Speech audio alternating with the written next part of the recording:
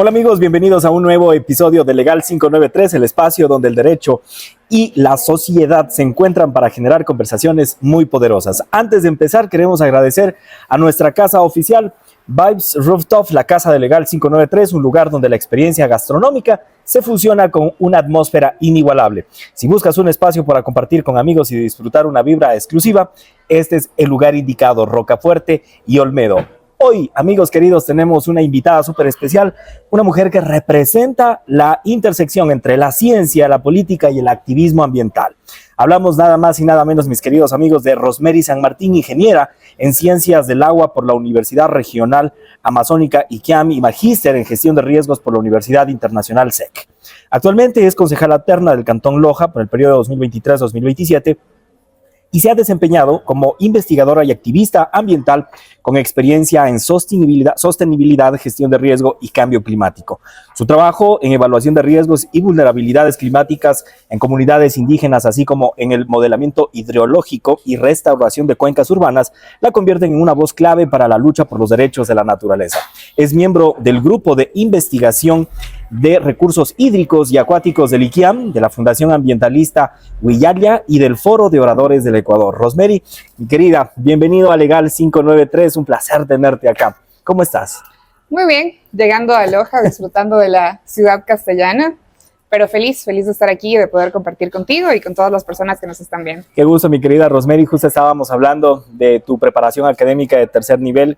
Eres de las promociones primigenias, digámoslo así, de esta ingeniería que lo que busca es tener propiamente profesionales en el Ecuador que se dediquen al cuidado propiamente del agua. ¿Puedes platicarnos al respecto? ¿Cómo fue esta experiencia de estudiar en la Universidad de ICAM, la Universidad Regional Amazónica ICAM? Bueno, créeme que cuando empiezas un proceso nuevo termina siendo un desafío, pero a la final este desafío es gratificante. Entonces, ICAM nació como una de las universidades emblemáticas hace más de 10 años ya, que lo que buscaba era tener carreras orientadas a cambiar la matriz productiva del país, era el concepto que se manejaba, pero en realidad la idea en general era tener carreras que se adapten a las nuevas necesidades de la sociedad actual.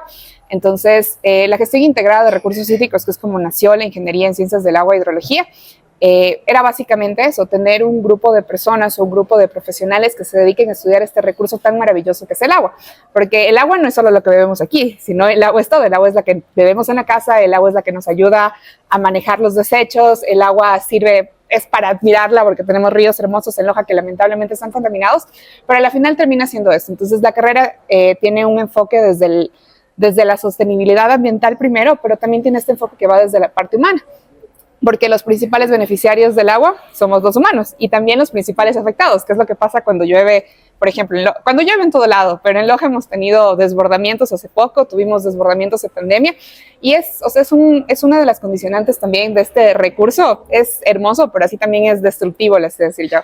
Para nuestros amigos, para que haya un poco de contexto, bueno, van a decir en Legal 593 estamos hablando de ambientalismo, de agua, etcétera. Recordemos que con la puesta en vigencia o con la promulgación de nuestra Constitución del 2008, se le da un estatus a la naturaleza como tal, la naturaleza como objeto de derecho como tal. Como sujeto de derecho. Como, para protegerla, ¿no? Antes, si bien al agua se la explotaba, a la naturaleza como tal se la explotaba, se contaminaba el ambiente, era como parte de una forma de obtener recursos económicos y no veíamos esa parte en donde también la naturaleza salía afectada, en donde puedes proponer incluso acciones a favor de la naturaleza porque es sujeto de derechos como tal. Nuestro COGEP, nuestra Constitución, dan esa posibilidad para que una persona con representación de la naturaleza pueda proponer un proceso contencioso, perdón, un proceso COGEP o un proceso constitucional como tal. Entonces, el agua, la naturaleza en sí, tiene derechos y la Constitución y la norma los ampara.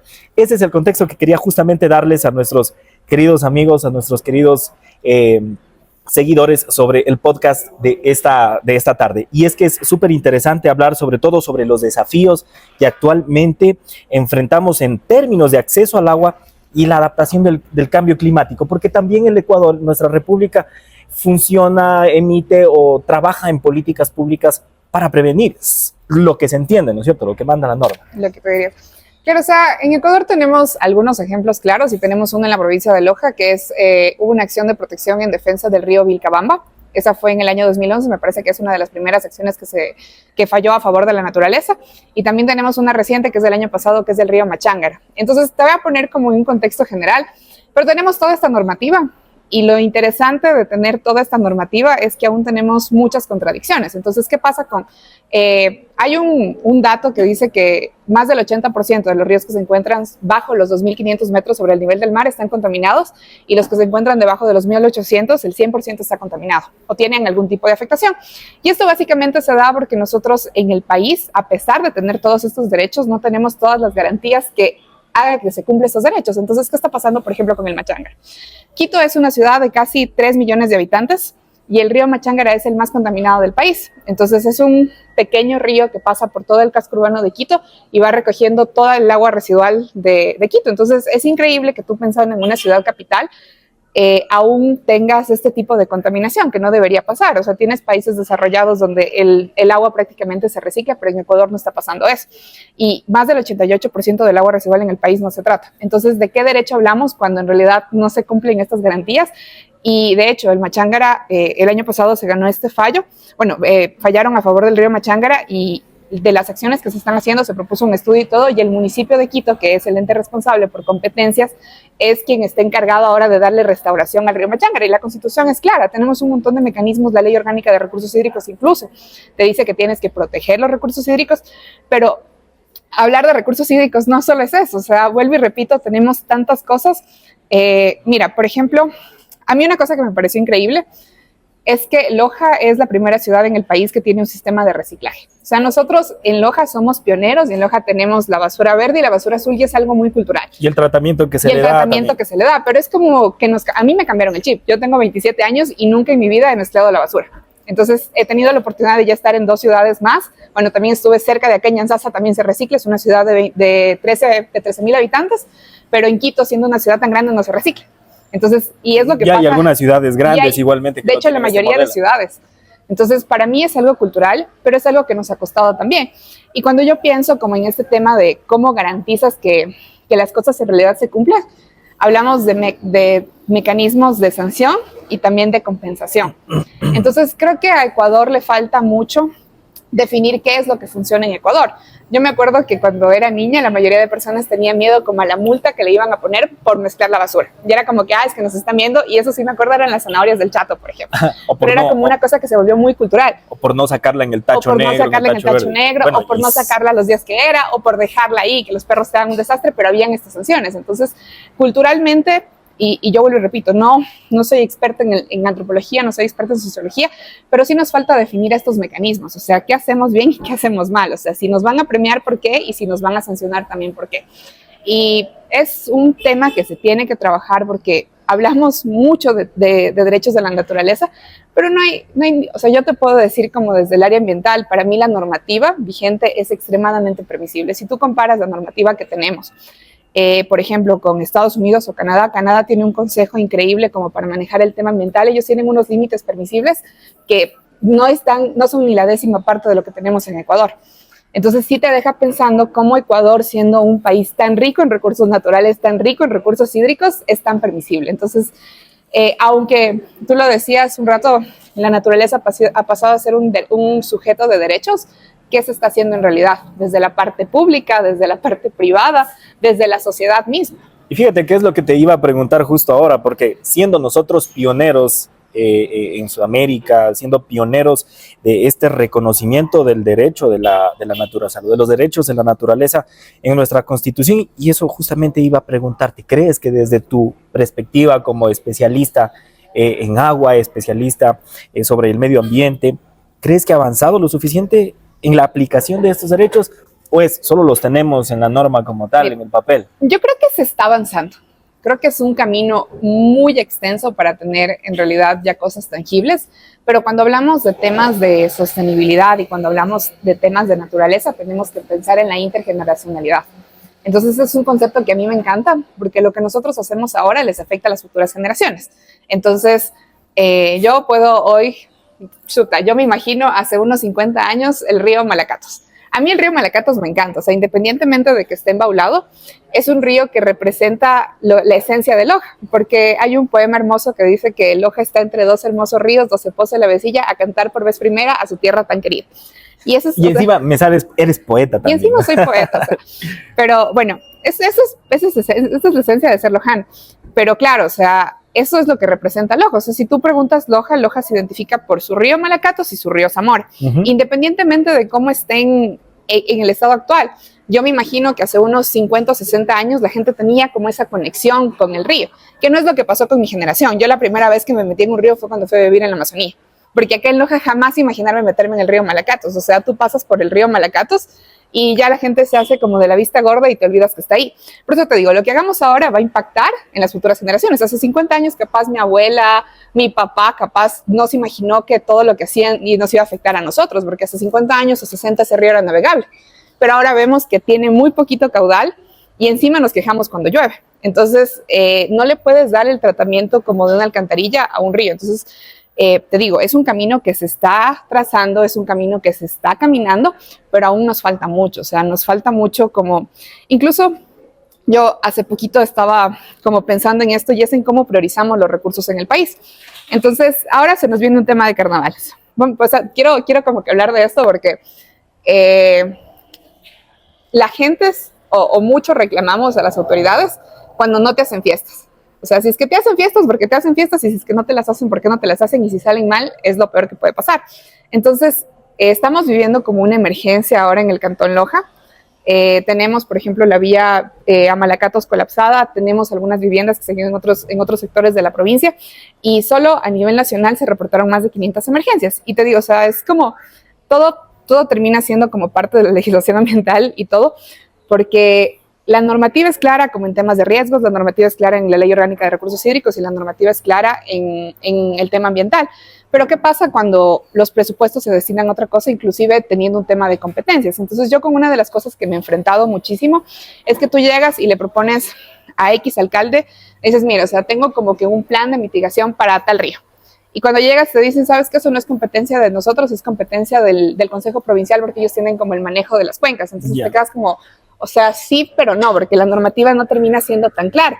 Y luego ves que haces cosas hermosas y que has usado el presupuesto a las fiestas de carnaval. Y mientras tanto tienes gente que se les inundó, mientras tanto tienes gente que está, que no puede comercializar sus productos porque está al otro lado, o sea, te toca hacer transbordos y demás, pero nunca se priorizó hacer muros de gaviones que no son tan invasivos, nunca se priorizó hacer campañas de reforestación y nunca se priorizaron cosas que en realidad van a afectar, o sea, van a beneficiar o afectar a la población. Entonces te digo, es un camino que se está trazando y veamos cómo nos va, pero yo espero que tus hijos y mis hijos, si es que tengo, puedan disfrutar de un ambiente, puedan tener otra vez esa conexión con los recursos naturales, porque no solo es el agua, o sea, los recursos naturales son hermosos y antes, o sea, yo me acuerdo, yo vivía en Yanzasa, por ejemplo, y en Yanzasa significa Valle de las Luciérnagas, y cuando yo era niña alguna vez recuerdo haber visto luciérnagas, pero ahora, o sea, después que regreso como de 18 años no vi una sola luciérnaga. Y eso también pasa en Loja. O sea, en Loja mi abuelito decía que veían como los grillos y yo tal vez me acuerdo, pero ya no pasa. Entonces, qué lindo que las futuras generaciones sí puedan disfrutar de eso, porque nosotros estamos como tenemos que hacer como un cambio de paradigma de lo que estamos haciendo, repreguntarnos qué es lo que está bien y está mal y ver cómo va a afectar a largo plazo. ¿Sabes qué? Hablar o topar el tema de los derechos de la naturaleza y el medio ambiente como tal evoca justamente a que hagamos conciencia, no solo desde la perspectiva social, sino también desde aquellas personas que están a cargo de la administración pública como tal. ¿Qué estamos haciendo por colaborar propiamente con el medio ambiente y por trabajar fuerte? A veces no le damos la atención debida. Y bueno, hagamos una mea culpa porque todos en algún momento no hemos sido buenos ciudadanos y conscientes sobre todo con el medio ambiente. Y lo que topas respecto a las futuras generaciones, mira el tema, cómo queda como para las personas que nos están viendo este nivel de conciencia que tenemos. Hace muchos años en el río Malacatos podrías bañarte, ibas a hacer algunas actividades familiares. Ahora es imposible hablar de eso. Es imposible hablar de un río bonito en el que te puedas bañar en Loja en el que no hay algún tipo de problema, ¿cierto? Y eso lo sabemos todos. Sin embargo, ¿qué vamos a hacer al respecto? Y ahí va la pregunta. Tú has trabajado con la restauración de cuencas urbanas, ¿no es cierto? ¿Cuáles son las perspectivas? También tomando en consideración que estás en una posición también en donde puedes generar o puedes ejercer la representación, levantar tu voz, si se quiere, en la concejalía alterna que manejas. Con esa perspectiva, ¿cuáles crees que serían las estrategias más efectivas desde la parte pública como para poder generar o garantizar esta sostenibilidad como tal? Yo creo que a veces la respuesta no está como en pensar hacer cosas increíbles, porque la gente se imagina como cosas que cuestan un montón y todo, sino la respuesta está en hacer lo más obvio.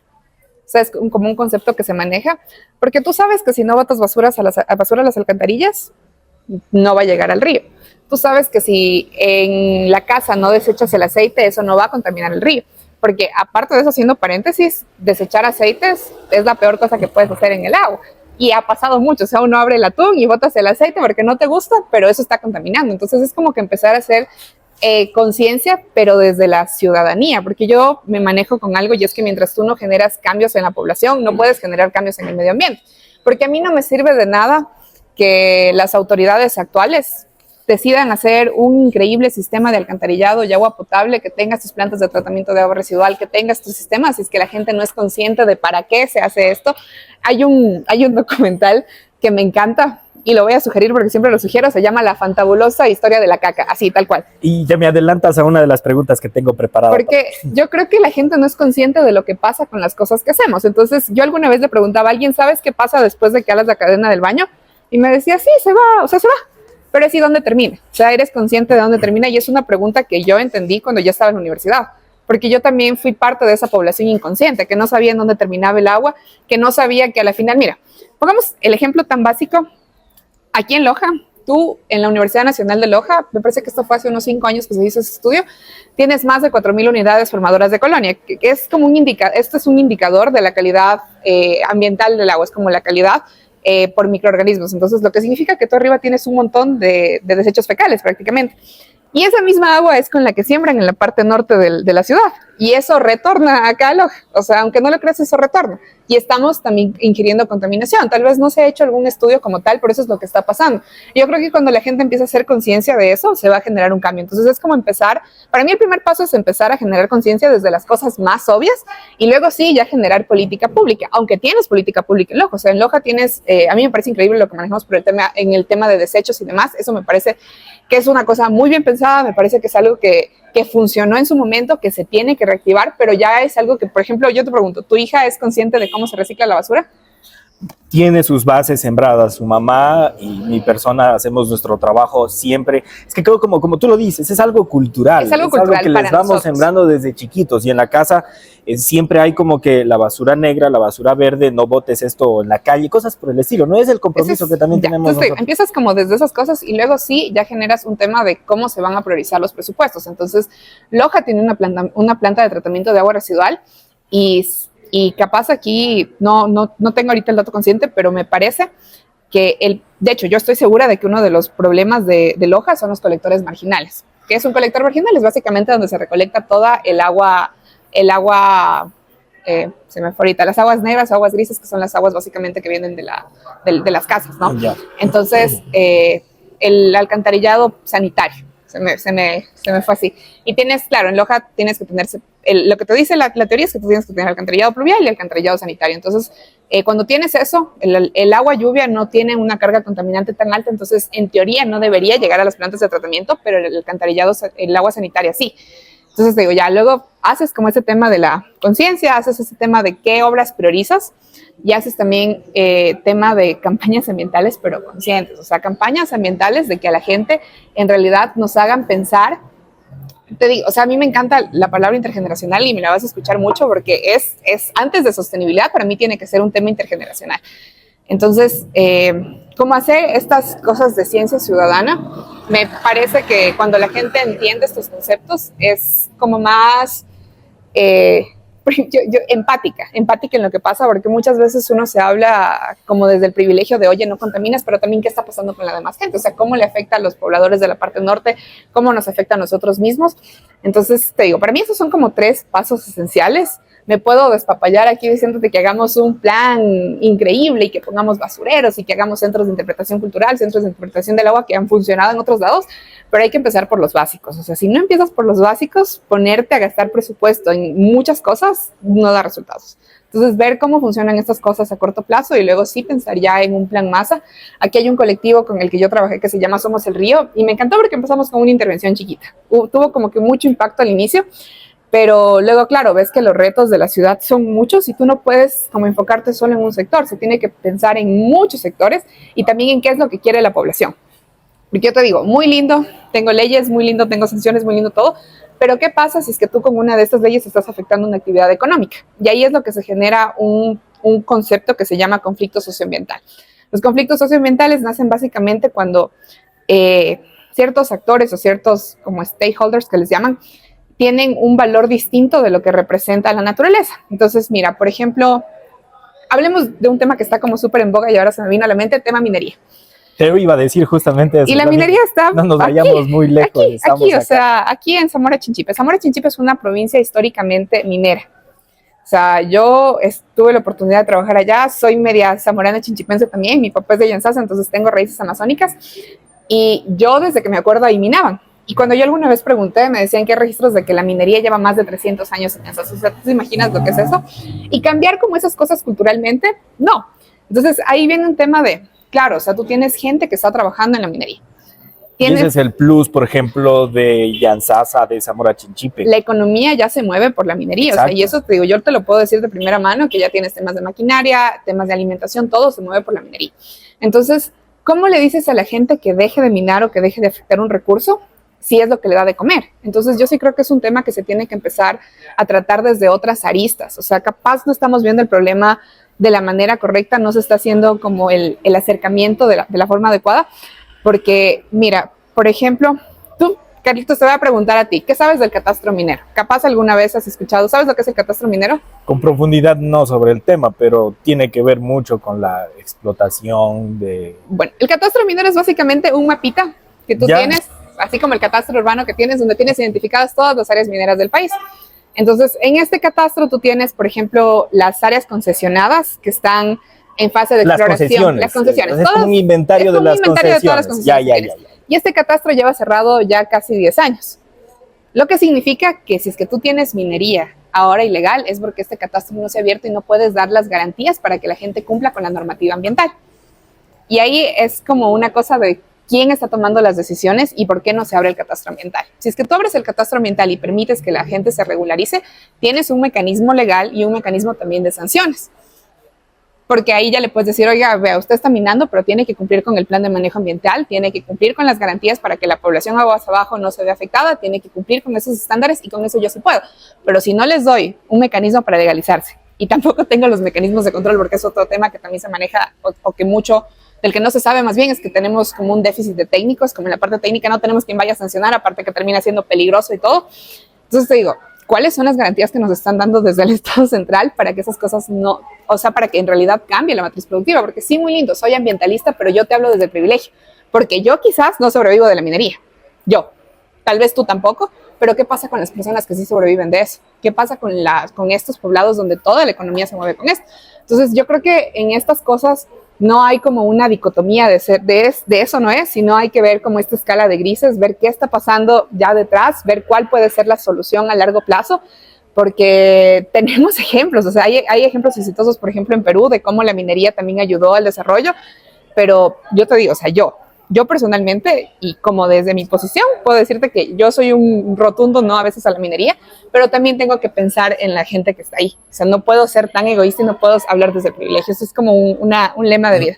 No hablar desde el privilegio, le digo yo. Y ahora, justamente lo que te iba a decir, ¿crees desde la perspectiva y desde tu trabajo como activista, sobre todo ambiental, estos desfases o estos problemas que existen en la correcta organización para ejecutar temas que tienen que ver con la minería, responde a los procesos engorrosos que a lo mejor evoca el propio hecho de querer tener una concesión, de sacar todos los permisos, de cumplir con la normativa como tal, o de procesos que a lo mejor hacen que se retarde y la gente se preocupa más bien en hacerlo de manera informal, de manera ilegal, y vaya a saber Dios, ni siquiera las propias entidades, ni siquiera las propias entidades que están a cargo de la regulación de la minería tienen el control por esa misma razón. Yo creo que sí, o sea, yo creo que es también por un tema de cuán engorroso es, y no hay que irse muy lejos cuando tú vas a sacar un permiso de construcción de algo simple. Si se demora más de 4 meses, tú ves gente que empezó a construir y ya, si es que llega el permiso bien y si no también. Entonces es como en esas cosas tan simples tenemos problemas. Ahora imagínate lo que es tener una concesión minera donde tienes que cumplir ciertos requisitos. Y de hecho, el tema con la minería es que la minería puede ser, hay mucho conflicto y capaz gente me dice como que no hay el tema de minería sostenible, pero sí hay ciertos procesos que te ayudan a que sea una cosa más mitigable, capaz a largo plazo, o sea, más hasta para tener un buen proceso de restauración o un buen proceso de remediación ambiental, tienes que tener una buena técnica. Entonces, lo que pasa cuando afectas, cuando no tienes este mecanismo claro de cómo se tiene que minar o no tienes la tecnificación, pasa lo que está pasando en el río Zamora, que tienes un montón de huecos en todo lado, le hicieron un montón de diques, tienes una afectación total del paisaje. Y yo te digo, o sea, así como hidróloga, las inundaciones son parte de la dinámica de cuencas. O sea, a mí es algo muy predecible tener época de sequía y época de lluvias. Entonces, probablemente con estas afectaciones se vean afectadas las comunidades aguas abajo. Entonces, claro, o sea, la gente necesita comer, la gente necesita sobrevivir. Y si es que le pones a hacer un trámite, aparte con un catastro minero cerrado, ¿cómo exiges? O sea, mi pregunta es cómo les exigen, o sea, y no se tiene que ver como un tema de seguridad, porque ves muchos operativos con militares que van, les incautan. Pasó en Napo, me parece que fue hace unos 3 años que se incautó un montón de maquinaria. De hecho, tú pasas en la vía Tena Archidona y ves a la derecha y están ahí toda la maquinaria incautada. Pero también, o sea, sí, incautaron. ¿Y por qué? O sea, incautaron, pero el problema sigue, porque no se vio como el trasfondo de eso.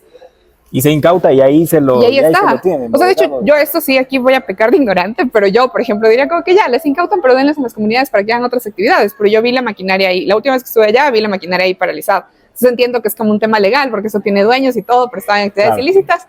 No lo entiendo desde la parte legal, pero te digo, o sea, desde la parte, o sea, ya como profesional y poniéndome la camiseta de las ciencias ambientales y las ciencias del agua, si es que no tienes mecanismos de regulación claros y no das las garantías para que la gente haga las cosas bien, yo creo que no se va a lograr. O sea, soy muy honesta en eso, pero yo no me puedo parar a exigirles a la gente que está minando que haga bien cuando no tienen, o sea, no se les da las garantías de que van a poder seguir ejerciendo esa actividad o no se les da otras alternativas a la actividad. Y termina otra vez en donde empezamos. Es como que medio cultural el asunto también, y desde la parte pública estos atavios que te mencionaba. Mi querida Ros, como activista ambiental, ¿cuáles han sido los mayores desafíos que has enfrentado en la lucha por la protección de ecosistemas y del agua, sobre todo?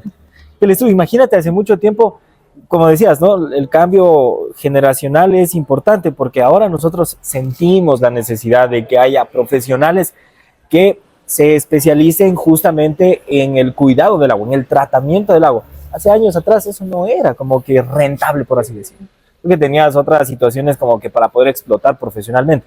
Pero en la actualidad, y mira, no le hemos dado como que esa importancia, esa jerarquización de capacitar, de poder profesionalizar a los jóvenes, a la gente, para que puedan generar pues estos mecanismos para proteger el medio ambiente, por proteger el agua. Tú eres especialista justamente en el agua. ¿Cuáles han sido estos desafíos que has tenido? O sea, empezando desde que me toca explicar la carrera, que es un desafío, pues es que, de verdad, creo que tenemos, y aquí voy a hablar un poco como ya desde el área ya de profesionales, creo que hay como mucha saturación de profesionales en muchas áreas. Entonces, creo que, como tú decías, no se le ha dado la importancia real que tienen las ciencias ambientales. Entonces hubo como un auge hace algunos años cuando salió toda la Constitución y decían, sí, tenemos que proteger. Entonces todo el mundo se quiso hacer ingeniero ambiental. O sea, hay un auge y estoy segura de que hace 10 años tuvimos más ingenieros ambientales que ahora. Y de hecho las especializaciones incluso en derecho ambiental eran brutales. O sea, te ofrecían posibilidades para que vayas a estudiar y especializarte como abogado ambientalista y tales. Yo hubiera querido ser abogada ambiental, algún rato. Algún rato voy a seguir derecho. Derecho, aquí tienes algunas posibilidades académicas. Y claro, o sea, entonces te digo, es como que primero entender de qué se trata, entender que lo que pasa en el ambiente nos afecta a todos. O sea, lamentablemente, no es que yo afecto y yo pago, que hay una cosa que dice que el que daña paga. Sí, pago, pero también pagan las poblaciones aledañas. Pago, pero también, ¿qué pasa con la gente? Hay como no es un dogma, es como una teoría que te dice que básicamente las poblaciones más afectadas lamentablemente son las poblaciones más pobres. Entonces tú en una catástrofe ambiental o en un tema de contaminación ambiental, ellos son los que más pagan. O sea, ellos son los primeros afectados porque son quienes no tienen acceso seguro al agua, son quienes no tienen temas de saneamiento, y ahí también hay que incluir otra variable que son las mujeres. Lamentablemente las mujeres somos las más afectadas por los temas de cambio climático.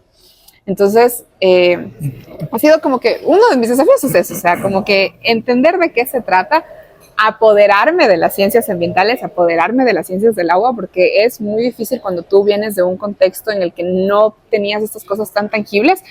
Luego yo fui a estudiar en el TENA, o sea, yo soy lojana, fui a estudiar en el TENA, y en el TENA, claro, me choqué con una realidad distinta porque yo tenía ríos a disposición, la gente se bañaba en los ríos y yo decía como que... Y el TENA es una cosa hermosa, todo eso. Y claro, imagínate, para mí era como que la gente se baña en los ríos, o sea, de verdad, porque yo, ¿cuándo me voy a bañar acá? Entonces fue como que salir de esa burbuja, y ese fue mi primer desafío, como que enamorarme de la carrera primero.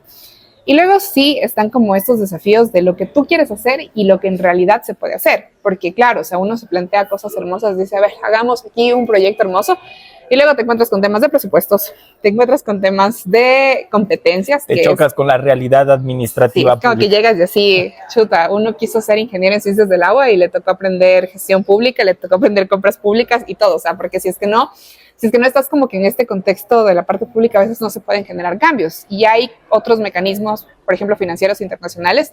De hecho, la mayor parte de fondos ahora vienen para fondos verdes y también para tema de Amazonía, pero es como que cómo buscas estas cosas, o sea, cómo llegas a estos mecanismos, cómo llegas a los sectores, también cómo haces que las autoridades entiendan cuál es la importancia real de esto, porque yo digo que las autoridades no tienen que ser todólogos. O sea, yo sinceramente digo que las autoridades no tienen que ser todólogos, pero sí tienen que tener una noción de las cosas que están pasando, y tienen que rodearse también de gente que conozca de estos temas. Entonces yo alguna vez estuve en una reunión donde hablábamos de, aquí en Loja fue hace algunos años, cuando hablábamos de por qué no se hacen los colectores marginales, y se paró un exdirector de agua potable y dijo, ¿por qué no tenemos plata? O sea, sí, no tenemos plata, pero ¿cómo tenemos plata para otras cosas? Entonces, claro, o sea, yo dejo que el ARCA venga y me ponga sanciones por incumplir la normativa ambiental, por estar contaminando los ríos, pero prefiero ver cómo está la sanción que construir una planta de tratamiento o hacer los colectores. Entonces digo, son muchos desafíos. Incluso tenemos nosotros una experiencia en mi universidad de que alguna vez se fueron a recolectar muestras cerca de una área minera y empezaron a disparar. Entonces, a mí no me pasó, les pasó a mis profesores, pero esas cosas pasan en la realidad. O sea, pasa muchísimo porque o sea, lamentablemente los temas de minería en el país se han vuelto también un tema de seguridad, y yo asumo que es por el capital económico que mueve la minería. Entonces, no estoy diciendo que sea en todo lado, asumo que será en algunas zonas, pero estoy segura que también hay temas de GDOs donde tienes presencia de minería. Entonces, debe ser, voy a analizarlo, pero estoy casi segura. Mira que, aparte de todo este análisis que estamos haciendo, enfocar nuestro trabajo, tanto como ciudadanos como profesionales también, sobre el tema ambiental, lleva a traernos el pensamiento de qué importante es comenzar a trabajar independientemente de si no hay o si hay. Y si es que hay, pues veamos las maneras, veamos las posibilidades legales de las entidades que son sujetas a este tipo de competencias para resguardar propiamente el lugar. Y todo nace de esta conciencia que debemos tener. Porque dices, bueno, ya, no hay plata para hacer megaproyectos de cuidado ambiental, entonces voy a ser más bien parte del problema porque me siento cómodo, ya se acabó el lío ahí. Y eso es una realidad. Y no debería ser así, más bien deberíamos nosotros hacer más conscientes, ¿no? Si la norma dice que hay la posibilidad de cuidarle a la naturaleza, pero más allá de lo que pueda decir la norma, el Estado no tiene los recursos, bueno, colaborar de alguna u otra forma para que todo funcione mejor. Hay una cosa, y justo ahora que lo mencionas, Yo estoy segura de que tú has visto como estos videos que sacan las toneladas de basura y tú, por ejemplo, somos conscientes que los países que más emisiones de carbono tienen son China, Estados Unidos e India. Son como los países que más contaminan. Entonces yo me he tocado con esta realidad desde que tengo amigos de muchas áreas y yo soy como, a ver, yo si es que no te puedo usar el sorbete, no te lo uso. O, por ejemplo, desisto de usar plásticos de un solo uso y demás. Hay muchas cosas que las hago ya como un tema que se me volvió a mí cultural. Pero hay gente que dice, a ver, yo boto una botella aquí y están botando 1000 más en la India, están botando 1 millón más en Estados Unidos, entonces, ¿cómo hago parte de ese cambio? Entonces, creo que de una u otra forma han creado como cierta fobia al cuidado ambiental. Entonces, yo para mí te digo cierta fobia porque es como que, como ya está dañado, sigo dañando. O sea, es uno más, uno menos, no importa. Muerto por uno, muerto por mí. Exacto, o sea, y eso pasa. O sea, te digo, es una realidad que yo me la he topado todos los días. Yo alguna vez me peleaba por cómo desechaban los aceites en una mecánica, por ejemplo. Y me decían, pero sí, yo boto el atún en la casa. O sea, sí, pero no hay que ser, o sea, también parte del problema. Tenemos que ser parte de la solución. Y yo te digo, como tener soluciones conscientes, pequeñas, es lo que va a generar un cambio. Te digo, capaz nosotros no lo veamos. Capaz nosotros en 10 años no lo veamos, pero tus hijos sí lo van a ver y espero que tus nietos también lo vean porque a mí me encantaría, o sea, yo te digo, tener como esa conexión con la naturaleza y entender lo que es los recursos ambientales es un campo enorme.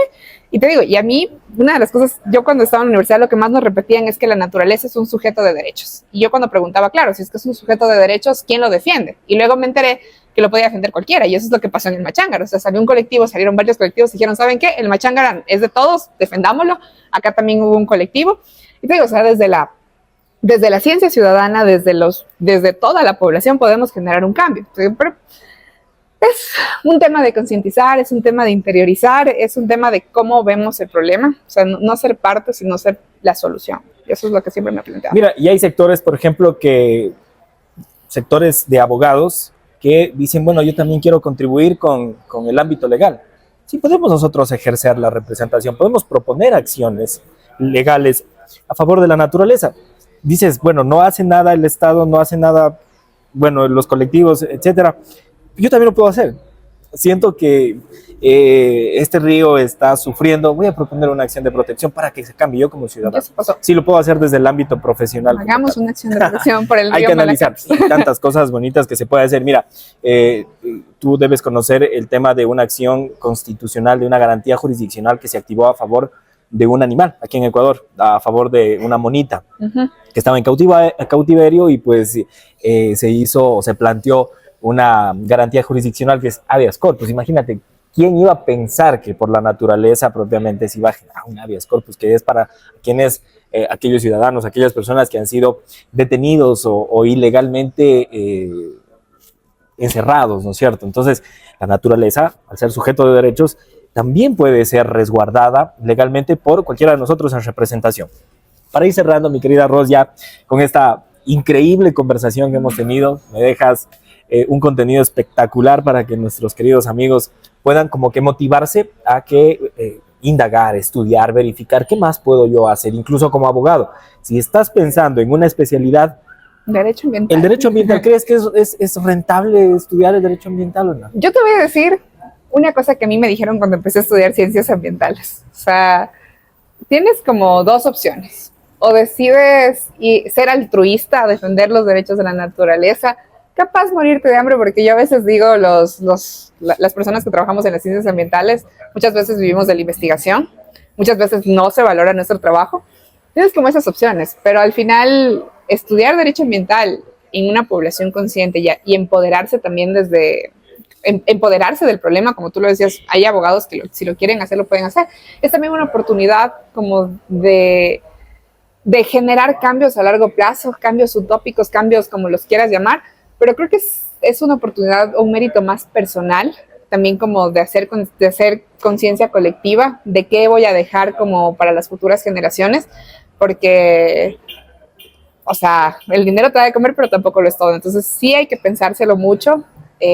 Yo creo que es un tema que a mí me encantaría, o sea, yo quise estudiar derecho ambiental o ser internacionalista, se llama, en algún punto, pero dije, no, o sea, yo soy persona de botas y de campo y me encanta estar en campo, me encanta perderme en la naturaleza, me maltrato por gusto yéndome a cerros, entonces es que también conozcan esto.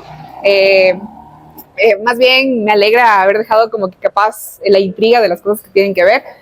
Hay documentales súper chéveres que yo les digo, todo el mundo tiene que ver, porque capaz con eso logramos entender algunas cosas. Entonces, voy a sugerir antes de irme, véanse un documental increíble que se llama Home. Es un documental que salió en el año 2000. O sea, imagínate, eso salió en el 2011. Estamos en 2024. Sí, lo recomiendo yo también. Y quiero saber qué ha cambiado. O sea, ¿tú crees? Tú te viste Home, dime qué ha cambiado. Actualmente, del 2011 al 2024, ¿ves como algún cambio? Yo creo que seguimos trabajando en el hecho de ser conscientes, porque yo creo que hay cosas mucho más densas actualmente. O sea, veo reportajes, veo videos y el TikTok te acerca a la realidad del mundo como tal. Mira, pasó lo de Home y seguido vino la pandemia del COVID-19, claro, ¿no? Que tiene como que es una respuesta o es consecuencia de esta vorágine que culturalmente nosotros no la llevamos bien por el tema ambiental como tal. Entonces sí hay cosas. Sí. Mantén ahí el tema porque te iba a hacer una pregunta. De hecho, vamos a un segmento un poco más relajado en realidad.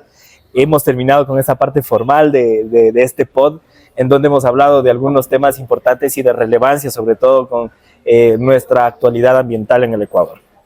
Vamos a entrar en esta ronda de preguntas que quiero que las analices y les pienses y las dirijas a nuestros amigos que nos están viendo. Ahora sí, acababas de decir, Home, te me vas adelantando con 2 buenos documentales, pero sí me gustaría más o menos que los vuelvas a repetir, que les digas a nuestros amigos un documental sobre medio ambiente que recomendarías nuevamente. Home, recomendadísimo. Ya hay un documental que se llama, bueno, es una serie de National Geographic que se llama One Strange Rock. Entonces, One Strange Rock narra como la perspectiva, son personas que han estado en la estación espacial y te van narrando como lo que ellos ven desde el espacio y vas entendiendo como algunas cosas de cómo funciona el mundo. Entonces, hay una parte específica que los va a dejar pensando, y es que la mayor parte de personas, o sea, y te digo, es como que el común denominador, incluida yo, piensa que todo el oxígeno del planeta viene del Amazonas. Entonces, al Amazonas se le llama el pulmón del planeta. Vete el documental y luego me cuentas cuáles son los verdaderos pulmones del planeta. De hecho, yo quedo con el gusanillo de la intriga por toda esta conversación que hemos tenido y realmente me quedo cautivado con todo lo que conoces y todo lo que nos has dejado aquí, mi querida Ros. Un lugar en Ecuador que te haya marcado por su belleza, por el tema ambiental como tal. La Amazonía. La Amazonía en general, me encanta el Cuyabeno, pero hace poquito estuve en los Picachos de Jimbura, que es el Parque Nacional Yacuri, y me atrevo a decir que es una de las reservas más hermosas que he conocido. Tiene un sistema lacustre hermoso, nace el agua desde ahí. Entonces, aquí en Loja cerquita, váyanse al Yacuri, se van a enamorar, y si quieren ya indagarse en los misterios de la selva, vayan al Yasuní y al Cuyabeno, pero yo me quedo con el Yacuri. Chéverísimo, qué lindo, qué lindo. Muchísimas gracias, mi querida Ros, por haber estado aquí. Antes de que cerremos este episodio con el mensaje que le vas a dar a todos nuestros amigos que nos siguen, y quiero hacerte llegar un pequeño presente. A mi equipo, muchísimas gracias por siempre estar pendiente con estos pequeños detalles para nuestros invitados de parte de Legal 593, este pod que nació con la idea de generar conciencia propiamente. Esto está destinado para abogados, para no abogados, para la gente que se interesa por el derecho como tal, por la norma como tal. Y como te das cuenta, la norma o el derecho está en todo, absolutamente todo, hasta en el medio ambiente. Así que de parte de Legal 593, recibe, mi querida Rosa, esto con muchísimo cariño y muchas gracias por haber estado con nosotros. Ay, qué lindo. Ahí puedes ir haciendo tus apuntes de cómo vamos a cambiar el medio ambiente, cómo vamos a mejorar la sostenibilidad, cómo vamos a provocar que exista una verdadera sostenibilidad. Ahora sí, mi querida Rosa, un mensaje para todos los jóvenes que están estudiando Derecho, para todos los jóvenes que a lo mejor ahorita están pensando en estudiar una nueva carrera, alguna situación, para aquellos jóvenes que se están interesando propiamente en estudiar algo del medio ambiente, algo del agua, pero que no están seguros de ello. Yo les quiero decir que hay que ser valientes. Yo creo que en esta vida esa es una de las cosas que nos tienen que caracterizar a todos. Y tú te fuiste jovencita, niñita, te fuiste a la Amazonía. De 16 años te fuiste a estudiar en la Amazonía. Y no me arrepiento, en lo absoluto. Pero creo que el primer paso es ser valientes y no tener miedo de descubrir nuevas cosas. O sea, yo creo que una de las cosas que más te tal vez nos cohíben como sociedad, es ese miedo que te meten de qué hacer y qué no hacer. Y para mí el mensaje es claro, o sea, pensar en qué queremos para las futuras generaciones, pensar en qué aporte queremos dejar, cuál es la semillita que queremos dejar sembradas. Y desde el derecho, yo me di cuenta muy tarde que uno necesita saber derecho para todo, porque todo lo que hagas tiene una consecuencia. Lo aprendí lamentablemente en la gestión pública, pero así pasa. Entonces, a mí el derecho me parece una carrera increíble. Tengo algunos abogados en la familia, también quise ser abogada, pero más bien atrévanse, innoven también, piensen como en estos términos. La sostenibilidad es un concepto muy bonito que les invito a apropiarse de esto, porque es pensar en el futuro de las futuras generaciones, valga la redundancia, pero es pensar intergeneracionalmente. Y más bien les invito a eso, a generar un cambio real desde las pequeñas acciones. Créanme que reciclar una botella de agua cuenta, y eso también nos ayuda a generar un cambio sostenible en el tiempo. Ahora, antes de que nos despidamos, y yo también de despedir y cerrar este podio, quiero agradecer a nuestra casa oficial. Como te puedes dar cuenta, estamos en New Vibes Rooftop, uno de los mejores lugares para disfrutar. Aquí tienes una mirada extraordinaria, y de parte de nuestra gerente propietario, Berito Arrobo, pues para que nos quedemos conversando de medio ambiente y disfrutando de las empanaditas deliciosas de Vibes Rooftop. Así que te quedas con nosotros, mi querida Ros, para seguir conversando. Mis queridos amigos, no olviden, estamos en el mejor lugar de Loja para poder disfrutar con amigos, de gastronomía, de bebidas, todo acá en este único y exclusivo lugar con un ambiente espectacular. Esto es Vibes Rooftop, el mejor lugar para compartir ideas, buena música y una experiencia gastronómica espectacular. No olviden seguirnos en todas nuestras redes sociales y suscribirse a Legal 593, la plataforma de su podcast favorito. Nos vemos hasta la próxima. Muchísimas gracias a todos.